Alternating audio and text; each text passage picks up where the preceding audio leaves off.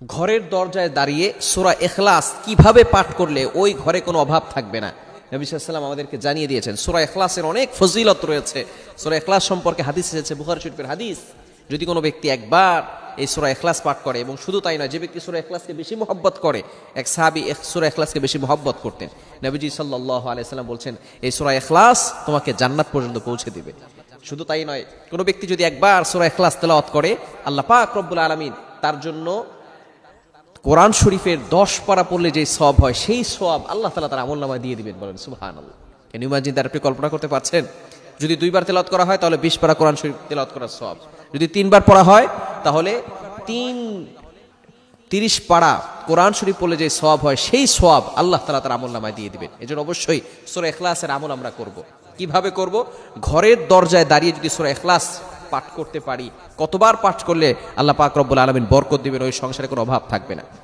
নবীজি সাল্লাল্লাহু আলাইহি ওয়াসাল্লামের কাছে একবার এক সাহাবী বললেন, ইয়া রাসূলুল্লাহ, ইয়া হাবিবাল্লাহ, আমি ওর দারিদ্রতা অবস্থায় আছি, ঘরের ভিতরে সুখ নাই, শান্তি নাই, ঘরের ভিতরে শুধু অভাব, রিজিক নিয়ে টেনশনে করি, পেরেশানির ভিতরে আছি। নবীজি সাল্লাল্লাহু আলাইহি ওয়াসাল্লাম তার জন্য এমন একটা আমল শিক্ষা দিয়ে দিলেন, যে আমল করলে অবশ্যই আল্লাহ পাক রব্বুল আলামিন তোমার জন্য দারিদ্রতা দূর করে দিবেন এবং তোমার ঘরের ভিতরে আল্লাহ তাআলা সুখ শান্তির ব্যবস্থা করে দিবেন। ওই সাহাবীকে নবী সাল্লাল্লাহু আলাইহি ওয়াসাল্লাম সূরা ইখলাস শিখিয়ে দিলেন। উনি সূরা ইখলাস ওনার ঘরে ঢোকার সময়, যখন ঘরে ঢুকবেন, এই সময় সূরা ইখলাস তিনি তেলাওয়াত করবেন। নবী সাল্লাল্লাহু আলাইহি ওয়াসাল্লাম বলেন, 3 বার যখন তুমি ঘরে ঢুকবে 3 বার সূরা ইখলাস পড়বে, এবং ঢোকার সময় অবশ্যই তুমি সালাম দিবে। যখন এই আমলটা তিনি করতে লাগলেন, 1 সপ্তাহের ভিতরেই তিনি ভালো একটা ফলাফল পেলেন, এবং আল্লাহ পাক রব্বুল আলামিন তাকে এমন সম্পদের ব্যবস্থা করে দিয়েছেন। এই সাহাবী কিছুদিন পরে নবীজির কাছে এসে বললেন, ইয়া রাসূলুল্লাহ, ইয়া হাবিবাল্লাহ, আপনি যে আমল আমাকে শিক্ষা দিয়েছেন, এই আমল করে আল্লাহ পাক রব্বুল আলামিন আমাকে এমন বরকত দিয়েছেন, এখন আমি যাকাত আগে নিতাম, এখন আমি যাকাত দেই। বলেন সুবহানাল্লাহ। এজন্য অবশ্যই কোরআনুল কারীমের ভিতরে যে পাওয়ার রয়েছে, সূরা ইখলাসের ভিতরে অত্যন্ত ফজিলতপূর্ণ একটি সূরা। নবীজি সাল্লাল্লাহু আলাইহি ওয়াসাল্লাম যখন কাফেরদেরকে দাওয়াত দিতেন, তখন তিনি এক আল্লাহর দাওয়াত দিতেন। তখন কাফেররা বলতো, মুহাম্মদ তুমি তো এক আল্লাহর দাওয়াত দাও, তুমি কয়জন আল্লাহর দাওয়াত দাও? আমরা তো কোটি কোটি দেবদেবতার পূজা করি।